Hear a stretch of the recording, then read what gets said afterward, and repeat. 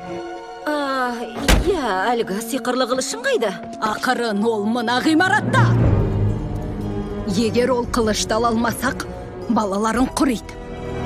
Мәсіған, қасиетті жуа бұзар. Жоқ, дуа бұзар. Міне қара, үлкен сиқырлы қылыш. Қылыш.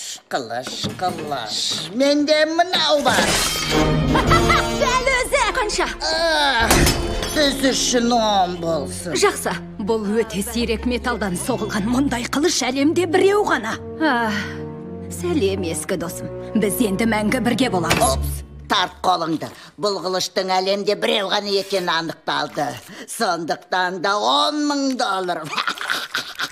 Олай болмайды ғой. Болғанда қандай. Жарайды, ең дұрысы сіз. Я. Әй, тыңда, мен бір офицермен сөйлескем. Оларды қаланың солтүстігінен көріпті. Олар аман бекен? Аман дейді. Бірақ оның айтуынша, білмеймін, жаным бүгінгі түн барған сайын бір түрлі болып барады. Менің кім екенімді білесің бе? Ұшатын қанатың бар аю жылан шығар. Қанатты арыстан шаямын. Оның рас. Түсінесіз бе?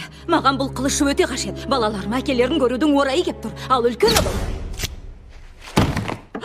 Бұның не сенің? Өліп қалды ғой. Уайымдама, әшейін уақытша сал боп қалды. Әй, олай болмайды ғой. Болғанда қандай? Қылыштан. Қылышқа тиіспе. Мінекей, әурелеп қойғанымыз үшін артығымен төлейін. Дүкеніңіз ұнады. О, мына құмыра әдем екен.